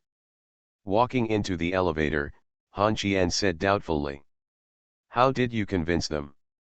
"Sleep? Don't talk nonsense. I didn't sleep with anyone in public. I said you were Li Dongsheng's boyfriend. You and Li Dongsheng broke up. I brought you here because I was worried that he would die for love. Here we are." Han Qian stood in the elevator and looked at Su Liang, who had walked out of the elevator. His eyes were complicated and he said in a low voice, "Liang I really don't want to kill you." Su Liang was stunned for a moment, then laughed, walked into the elevator, put his arm around Han Qian's shoulders and smiled. "Oh, special times use special methods. Don't worry about these details. I know you don't like homosexuals. It's very annoying." I know. Su Liang finally dragged Han Qian out of the elevator. In the corridor, the two of them started talking about Guan Yunbiao's stay in Great Britain. Su Liang told Han Qian that Guan Yunbiao had called him not long ago and said he would come back before the Chinese New Year. The tone seemed to be dissatisfied with this trip to Great Britain. Han Qian replied softly, "You didn't ask." While talking, two young lovers walked past Han Qian, and Su Liang smiled. "I asked, and he said he didn't eat well, sleep well, and the people weren't good. How could you ask me to keep asking?" Hey. I suddenly felt nostalgic for before I got married. At that time, I went there every day. Running inside the hotel is great now. As long as I see the hotel, my legs will become weak. Why? Because Lily wants me to pay the public food 3 times a week. Hey. You will understand when you get married. I really don't know how you can deal with so many girls. Get out of here. Is Lily so fierce? Haha, before I got married, I was like a tiger, and after I got married, I was like a mouse. It's all tears. Do you knock on the door or should I? The two stopped at the door of the guest room. Han Qian motioned to Su Liang to knock on the door. Su Liang smiled and raised his hand to knock on the door twice. Then Li Dongsheng's voice came from inside. "Who?" "Firefighting, routine inspection." The door opened, and Su Liang just took a step in.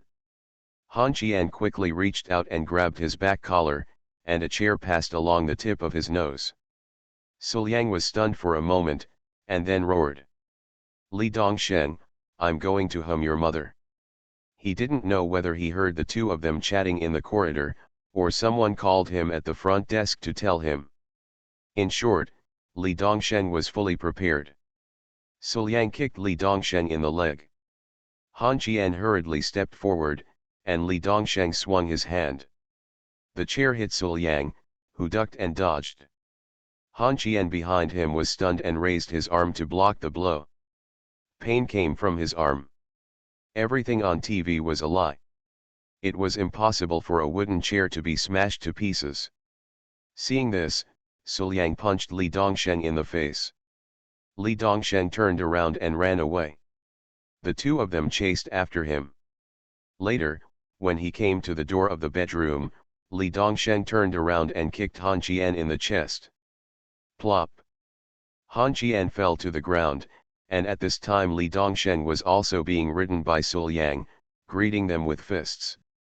The grievances between the three of them are not something that can be resolved with a few words. Han Qian walked forward, holding his chest, stepped on Li Dongsheng's chest, bent down and said coldly, "You still humming dare to stay in Binhai? Do you really think I dare not touch you?" Li Dongsheng covered his face with his hands and gritted his teeth angrily. "Han Qian, if you can draft it, kill me if you can. If you don't kill me, I will definitely find a chance to kill Wu Sijuan. Doesn't she have a video in her hand? Let it go. If you ask her to let it go, she is not that famous now. You are a little bitch who is not known to anyone, ask her if she dares to let go. As soon as the words came out, Suliang punched him in the face and said in a low voice, "Qian'er, find a sack and throw it into the sea to feed the fish." Han Qian chuckled. "No, there is no black man in Lushenga who likes men's style. If you give Li Dongsheng to Sister Yan Ran, he will be very happy." Hearing the word masculine, Li Dongsheng began to curse hysterically. Han Qian was a little annoyed. He just kicked Li Dongsheng in the face, not caring about his front teeth or the bridge of his nose. Then he looked for Li Dongsheng's cell phone in the bedroom. Called Li Dahai. "Dongsheng. Guessed wrong. Han Qian." Han Qian smiled, walked up to Li Dongsheng whose hands and feet were tied tightly, sat down on the guy's back, and said with a smile, "Director Li has a really good memory. We have been separated for more than a year. It's rare that you still remember my voice." At this time, Li Dahai kept pacing in the living room and gritted his teeth angrily. "Han Qian, you'd better be smarter. Otherwise, even if you risk your life, I will bite a piece of flesh off your body. Where is my son?" He. Han Qian looked down at Li Dongsheng who was gagged. At this time, Suliang took out the sock that was gagged in his mouth. Li Dongsheng screamed, but after 2 screams, he was gagged again. Han Qian laughed. "Now, Director Li, have you heard the beautiful voice of your noble master? I said it well at the beginning, I will let you go, and you are not allowed to provoke me in the future. Now, you have violated the rules and you will be punished." Lushenga sighed. "Do you know a beautiful girl named Sister Yan Ran?" Han Qian. "How dare you bring Dongsheng to see Yan Ran, I will kill you even if I die." Li Dahai's face turned blue and white. How could he not recognize that black man with a special quirk? Only a pervert like Lushenga would keep such a person around him. Sister Yan Ran's burly figure appeared in his mind. Li Dahai trembled and roared again. "Han Qian. Just be a humming human being for me." Dongsheng returned to Binhai just to worship his ancestors. "Ha ha, Li Dahai, they are all humming 1,000-year-old foxes. Why are you playing with me?" Li Dongsheng took advantage of the short time I left Binhai to reveal Wu Siguan's matter, and sent Guan Yunbiao to prison. "Oh. I forgot to mention, he beat me in the hospital. What do you think we should do?" "Money. I will give you whatever money you want. If you let Dongsheng go, I guarantee that he will never return to China." "Money? The most important thing I need now is money. Your shares have made me a lot of money. Now money is just a number to me. Let's do this." I picked his hand tendons and cut out his tongue. This way he can be more honest, right? Han Qian patted Li Dongsheng's head calmly. Now this guy finally knew what fear was. The word fear was written in his eyes. Han Qian suddenly thought of a fun thing and faced Suliang. Hooking up his hand, he covered the phone and whispered in his ear. Suliang frowned and asked softly if he could control it. Han Qian glanced at Li Dongsheng and chuckled. "I can't return him to Li Dahai easily. I am the only enemy in Binhai, so he will definitely not be afraid. But if another guy gets worried about him, haha, his life will be in danger at any time." On the phone, Li Dahai kept yelling. Han Qian got a little annoyed and hung up the phone. He took out the mobile phone card, broke it and threw it aside. Then he called Tu Xiao and asked him if he knew the owner of the hotel. And asked him to come over and take Li Dongsheng away. At this moment, Li Dongsheng completely lost the arrogance of the past. Han Qian has changed. He is no longer the countryman he thought he was before, and he is no longer the biting dog. As for roles like Li Dongsheng, Han Qian didn't pay attention at all. What he wanted more was Li Dahai. Not long after, Tu Xiao's people arrived. Xiaohe knocked out Li Dongsheng with one punch, quickly and accurately, then put it into a box and pushed it out of the hotel in a small car. Han Qian stood at the door of the hotel, stretched, and then took out his mobile phone to call Zhang Xian. "Hey, Xian, how about making a deal? Double the reward." You are listening to Novels at Bless Up channel. Wish you happiness and luck. Please subscribe to receive new novels. How do you feel about this novel? Please like and leave a comment. After the divorce, the ex-wife became a creditor. Author, Ahuan. Chapter 844. Chapter 840. After catching Li Dongsheng, Han Qian realized that several important characters seemed to be missing around him. Just as he was about to find a place to have a bowl of noodles with Suliang, Guan Yunbiao called. "I'm back. Pick me up." Suliang and Han Qian looked at each other, then got into Suliang's Mercedes-Benz and drove to the airport. "Say CAO, CAO is here. This guy has been gone for more than a month, and he has not been separated for more than a month without seeing each other. When I arrived at the airport, I saw Guan Yunbiao wearing a red exquisite suit. This guy wore a gentleman's hat and sunglasses. The overall image. Still like a gangster." Suliang waved to him, and Guan Yunbiao took off his sunglasses and bent down to look at them. Then he threw away his glasses, opened his arms and rushed towards the two of them. With one arm around his head, Guan Yunbiao raised his head and laughed. "I'm finally back. I'm almost out of sight in Great Britain. Have you two eaten?" Han Qian broke off Guan Yunbiao's arm, and Suliang was about to do it on the other side. The two looked at each other, then raised their hands and patted his bald head. Guan Yunbiao was furious, and Han Qian chuckled. "It's been a month and it hasn't grown at all." Guan Yunbiao curled his lips and said lightly. "Shave it off. The hair that grows abroad doesn't taste like ours. You can't bring it back. Get in the car and eat noodles." After getting in the car, Guan Yunbiao was used to sitting in the passenger seat, and Han Qian sat behind the passenger seat. Guan Dagu teased why he didn't bring his secretary here today. When he mentioned the secretary, Han Qian thought of Yates, and the girl's phone was turned off. Han Qian smiled. "You've been asked about me. Tell me about your journey to the formation of Great Britain. Did you gain any insights? Do you feel you gained anything?" Guan Yunbiao laughed. "It's a great harvest. It must be a big, oily, green hat." Squeak. The friction between the tires and the ground made a screeching sound. At the red light intersection, Suliang turned the steering wheel and turned back to the airport. When they arrived at the airport gate, Suliang and Han Qian got off the car at the same time. Suliang ran into the hall without looking back. Guan Yunbiao seeing this, he opened the car door and ran after him. In full view of everyone, Suliang was pushed to the ground by Guan Yunbiao. At this time, Suliang had his ID card and passport in his hands. "Liang don't be impulsive. Don't be impulsive. It's all my own choice." "That's it? Who gave her the eyes?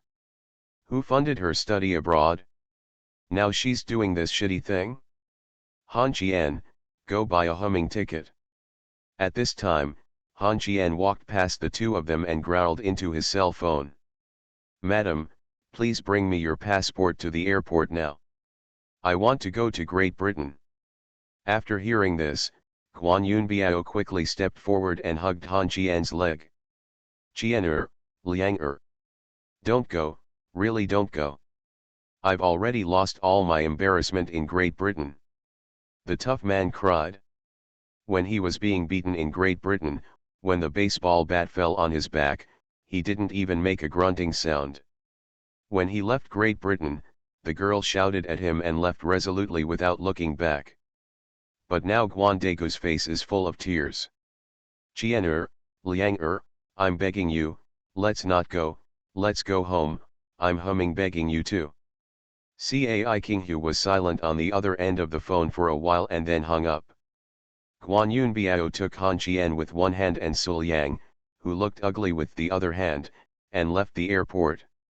There were people watching the show around, and Han Qian cursed angrily. "Look, you scolded me.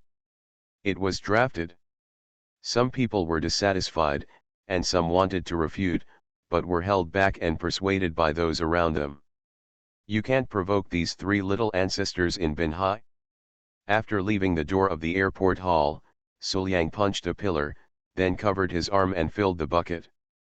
When he beat Li Dongshen, he still used his left hand, and his right arm could just move. He was very unwilling and felt very unhappy. Willingly. Han Qian was squatting on the edge of the curb smoking a cigarette.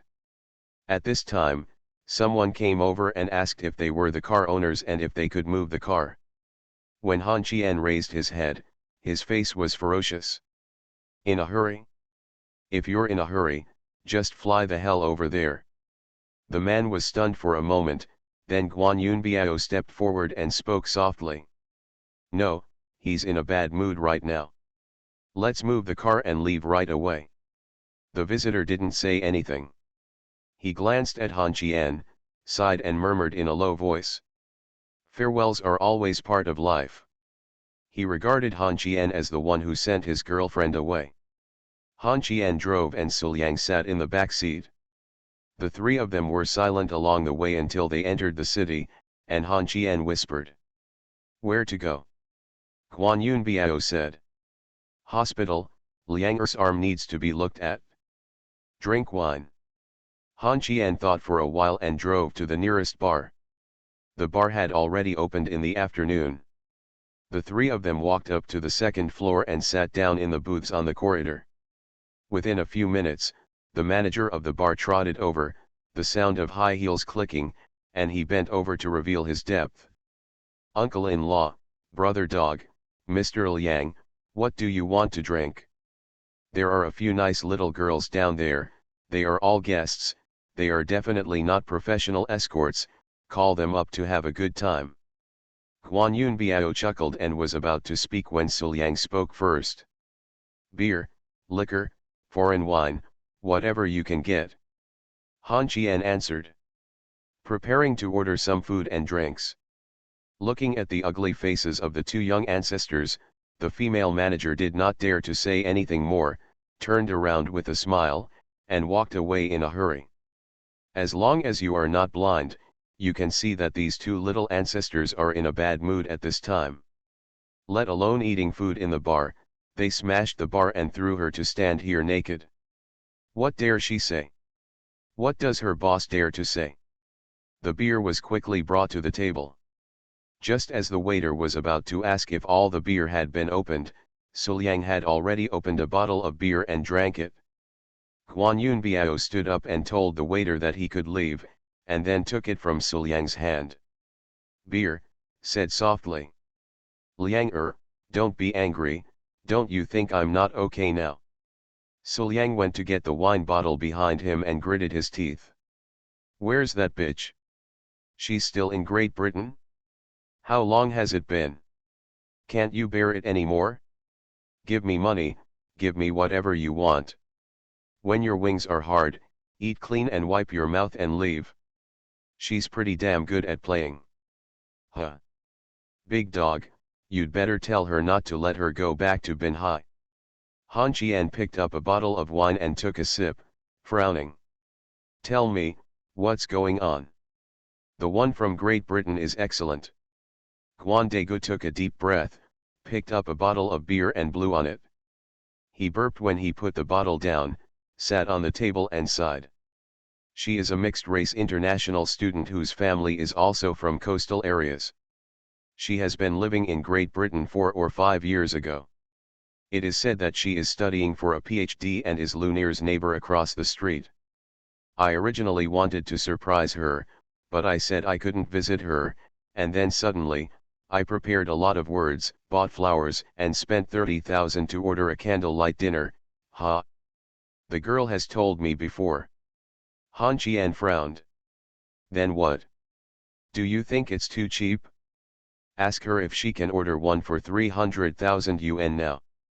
After saying this, Suliang turned around and looked at Han Qian with a frown, wondering. Is this about money? Han Qian, can you shut up and listen to the big dog?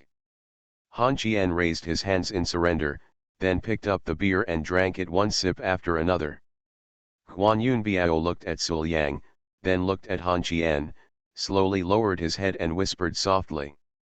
I met Lu Nier once in Great Britain, and it was from a distance. I waited for her to finish class in front of her school. I was very happy when I saw her again, but I didn't wait for me to send the flowers. Give it to her.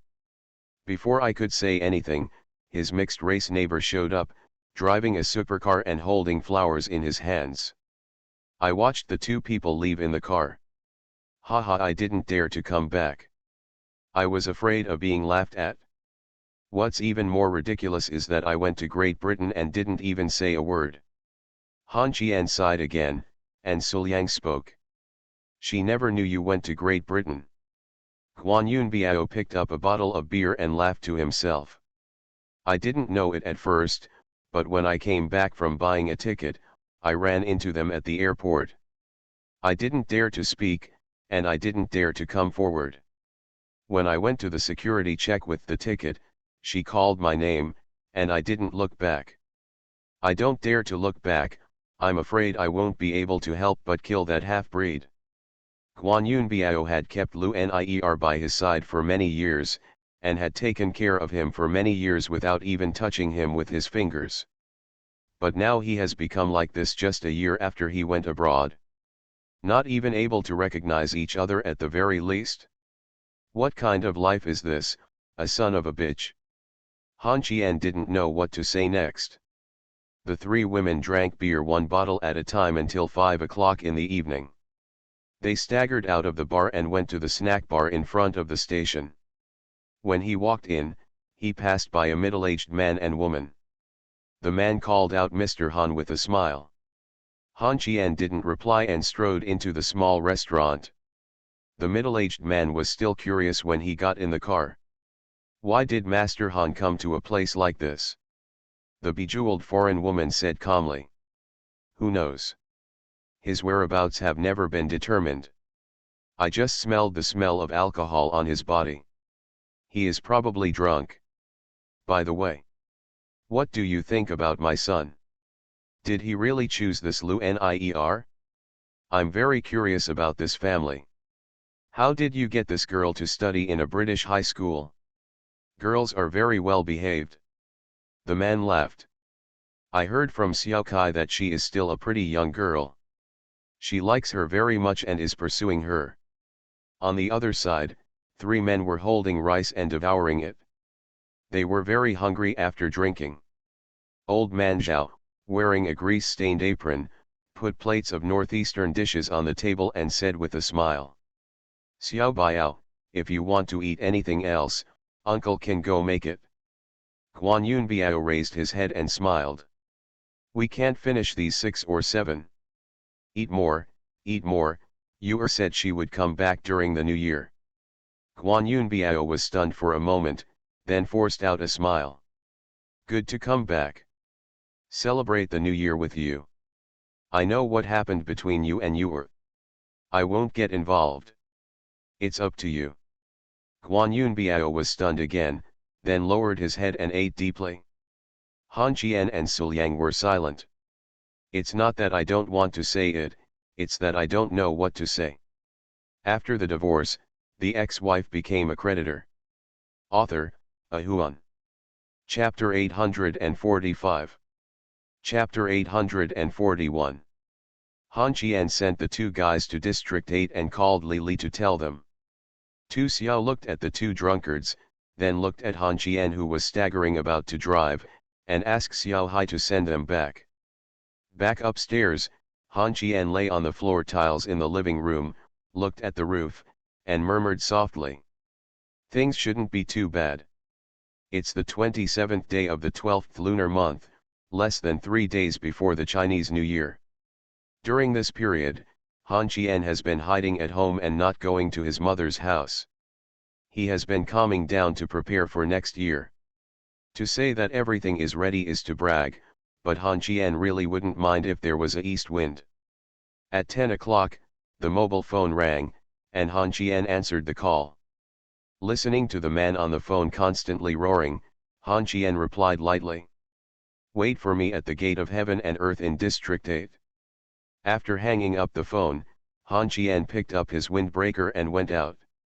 When he went downstairs, he called Suliang. There was also news from Suliang that Lu Nier would land on the afternoon of the 29th of the 12th lunar month. The two brothers chatted about Guan Yun Biao. When Han Qian saw a man wearing a green military coat squatting at the gate of the community with a cigarette in his mouth, he was stunned, and then told Suliang to come. When I met, I hung up the phone. He walked to the man's side and coughed dryly. Are your legs and feet sharp? The man hurriedly threw away the cigarette butt in his hand, stood up and wiped his hands with his military coat. He took the windbreaker from Han Qian's hand, scratched his head and smiled. It's okay to drive. Master, wherever you go, I'll drive for you. Looking at the brand new Mercedes-Benz parked at the door, Han Qian frowned and smiled bitterly. Old Su. Don't tell me that I asked you to buy a new car, but you just bought something like this? And how did you know that I was going out today? Hey, I came and waited before dawn. I didn't dare to call you for fear of disturbing the young master. Han Qian sighed helplessly. Tell me, you were considered a boss back then. How come you are so good at being a loser now? Su Hongchang whispered. Master, you can't talk about yourself like that. Han Qian was stunned for a moment, then pointed at Su Hongchang and cursed with a smile. Sitting in the back seat, I told Su Hongchang to go to the heaven and earth in the 8th district. I have to admit that the seats in this car are indeed more comfortable than those in those cars. There is a lot of space under the feet. There is a deputy in the middle of the back seat with a thermos cup on it. Han Qian laughed and Su Hongchang explained. He claimed that he didn't know what kind of tea the young master liked to drink, so he prepared some green tea that would reduce the heat. Then Han Qian told him that strong tea tasted better. In front of the traffic light, Han Qian lit a cigarette. Su Hongchang pressed the button, and the ashtray lid of the deputy opened automatically and said softly. Master, when will Secretary Ye come back? She is not with you. I always feel like something is missing. Han Qian sighed while holding a cigarette in his mouth. I don't know about Yates either. It depends on what her parents say. Master, you still need a bodyguard. Although you may think that you don't need it, this will make the young ladies feel more at ease. I would venture to make a suggestion. Kui Li may be suitable. Han Qian sighed again and said helplessly. If there is no Feng Lun, Kui Li is really suitable. You can keep an eye on it. If you have someone you feel good about, you can bring him to see me. I'll feel more at ease if he follows you and Yates when he goes in and out from now on. Lao Su. Master. Do you know Li Dahai? The relationship of nodding when we meet is only when I am relatively successful. I'm going to meet him later, you and me. It was expected and reasonable that Li Dahai came back before the year. His son was still in Han Qian's hands. How could he spend the new year safely? New Year's Eve is the most important festival of the year for the common people, bar none. The lanterns on the road have already been hung high, and the Chinese knots that symbolize treatment are also hung on the street lamps, which are bright red and very festive. District 8 also started a marketing campaign when Han Qian saw a banner. Don't celebrate the new year alone, heaven and earth will give you the warmth of home. Han Qian muttered in a low voice that they were all scammers. Su Hongchang nodded seriously and whispered that he had done this before, making the girls who accompanied him stay away from home during the new year. At this time, the 8th district is in a state of rest, and it will only open normally after 3 p.m. The car stopped at the door of heaven and earth. Looking at the middle-aged elegant man standing on the roadside, Han Qian smiled, while Su Hongchang had already got out of the car and limped to Li Dahai. He didn't know what to say. What? Li Dahai's face became strange, and then he got into the car with Su Hongchang. Li Dehai opened the car door, sat in the passenger seat, and went straight to the topic. "Where is my son?" Han Qian said calmly. "It's only 300 to 500 meters away from you.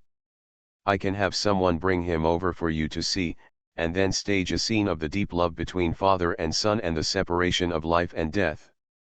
As he spoke, he could clearly feel Li Dehai's anger rising. At this time, Su Hongchang suddenly took action, putting a finger-length knife against Li Dehai's chin and said coldly, "You'd better be honest." Li Dehai glanced at Su Hongchang and said coldly, "You actually worked as a driver for Han Qian. Su Hongchang, have you spent your whole life like a dog?" Su Hongchang chuckled. "How many people in Binhai can be drivers for my young master? Li Dehai, considering our friendship in the past years, I advise you to be obedient." At this time, a car stopped beside the Mercedes-Benz on the road. The two cars were close to each other, with the distance between them not exceeding 30 centimeters. The car window fell, and Guan Yunbiao's shadow appeared in the driver's seat, grinning at Li Dehai, and then the rear door window fell, and Li Dongsheng appeared, neatly dressed and with his hair carefully combed. He didn't yell or scream, because Xiao Hai's dagger was pressed against his waist. If he dared to move, no one could guarantee whether the knife could pierce his waist. Just as Li Dehai was about to open the car door, Guan Junbiao reached out. A dark guy appeared inside and said with a smile, "Do not move." Han Qian nodded to Guan Yunbiao, and Guan Degu drove away. Before leaving, Li Dongshen's eyes were full of prayers. Li Dehai couldn't help it anymore, opened the door and got out of the car, and then Han Qian spoke. "Your son doesn't have a long memory, and he gets me into trouble time and time again, but I am a broad-minded person, and I will take good care of him with good food and drink. Let's live in District 8 for a while first. Han Qian, I want to sue you for kidnapping." Come on, do you need me to take you there? To put it nicely, you can't move me in Binhai. To put it bluntly, my lady Cai's relationship at the Yamen gate is not generally tough. You must be obedient. I can also give you a big gift. Give you 1 second, you can either get in the car or get out, Lao Su will drive. The car started, and Li Dehai didn't even have time to hesitate, opened the door and got in the car. Without Han Qian saying anything, Su Hongchang drove to Yeshai Pavilion. At this time, the interior decoration of Yeshai Pavilion has been completed and business has begun. However, due to the construction of the mountain, there is no customer now. As soon as he walked up the stairs, the tiger-headed Rottweiler ran to Han Qian and started acting coquettishly. The aloof Dapan was also sitting not far away, barking non-stop. Han Qian touched Rowena's head and smiled at Dubin. "Don't worry, your mother will be back in a few days." Two dogs Miss Yates. At this time, Han Qian had no idea of going upstairs. He walked to the backyard and took out the frisbee. The two dogs lay listlessly beside him. Han Qian sighed helplessly, then raised his head and looked at the hunting garden in the distance and spoke. "Li Dehai, the entire Binhai, and even the entire province know that I forced you to leave the country suddenly." Li Dehai said calmly. "I never said that." Han Qian shrugged and smiled. "Yes. I believe you won't say such embarrassing things, but it is spread like this outside now, Director Li. I learned some things about you from other people's mouths. How can such a courageous man say this? Why did you find such an ignorant woman? If Li Dongsheng had been by your side and accepted your discipline, he wouldn't have become like this, right?" After waiting for a while, Li Dehai showed no intention of speaking, and Han Qian chuckled. "Yes, you will definitely be unhappy when you say your son. Your son wants to kill Wu Siguan, haha. Wu Siguan is just a small chess piece that I can't play with. I don't mind letting him kill Wu Siguan, and then I will send him in." Li Dehai was silent again. This time Han Qian was not in the mood to speak. He grabbed the collar around Rottweiler's neck and pulled the guy for a jog in the backyard. About 10 minutes later, Li Dehai spoke. Han Qian, if you have anything to say, just say it. I know you. What you are best at is trading, and you are good at unequal transactions. Han Qian, who was jogging, stood there, clasping his waist with his hands and looking up in laughter. Ha! Ha! Ha! Finally someone understands what I am good at, Li Dehai. You sell yourself to me for half a year, and after 180 days, I will let you and Li Dongsheng leave Binhai. Li Dehai frowned and said solemnly. What do you want me to do? I will give you 10% of Changxiang's shares. You enter Changxiang as a shareholder and keep an eye on the Lin family and his son. You don't have to pay attention to anything they do. You only have one task, keep an eye on Changxiang's planning. We cannot give them and his son the opportunity to open short-selling projects. In return, I can let you see Li Dongsheng once a week. Let me consider it. Well, you think about it, and then I will also think about it. Should I cut a piece of flesh off Li Dongsheng's body now? I promise. Han Qian, you better keep your promise. If anything happens to my son, I will haunt you even if I am a ghost. I don't believe in ghosts and gods. What you say doesn't pose any threat to me. It's been a long journey, right? Lao Su, please send Director Li to District 8 to have lunch with young Master Dongsheng at 6 o'clock in the evening. Li Dehai, you and I'm going to meet someone. The winter night came quickly, but the city was full of New Year's atmosphere and the lights were bright. Han Qian was sitting in the lobby of a high-end Western restaurant. Zhang Xian, a single rich woman, arrived at the restaurant at the last minute. When she saw the two people standing behind Han Qian at this moment, Zhang Xian was slightly startled, and then smiled. Han Qian, you really surprised me. It's a pity that I don't have a daughter. And Xian, don't be joking. I'm here today to talk about the 10% shares in your hand. You set the price. Zhang Xian looked at the menu in her hand and said calmly. I can give it to you. And don't make trouble. If I take this 10% for nothing, my mother-in-law will be torn apart. On the basis of the old price, will I give you double the price? Ken. It was almost 9 o'clock after signing the contract. Zhang Xian and her driver left. Han Qian frowned and bit his upper lip, thinking a little of Yates. If she was around, these contracts would have been prepared, and there was no need to ask Su Hongchang and Li Dehai ran out to get ready. Su Hongchang bought a bunch of oversized fireworks and lit them on the roadside. Han Qian waved to Su Hongchang. You two go have fun, Li Dehai, you can choose your own time to enjoy the reports. Oh. You and your son can spend the new year in District 8, remember. The relationship between us is very stiff now. Han Qian walked on the road, took out his mobile phone and called Yates again. This time the call was connected, and Han Qian took a deep breath. Miss Yet. Aren't you coming back? Mr. Han, look back. Han Qian suddenly turned around and looked carefully for a long time without seeing Yates. He took a deep breath and said feebly. You lied to me. I told you to turn back now. The sound rang in his ears, not in his hands.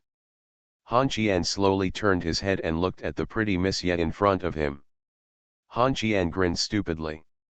Yates leaned on a cane and said softly. Mr. Han, do you miss me? Hey, my mother asked me to ask you if you would like to go to my house to celebrate the new year.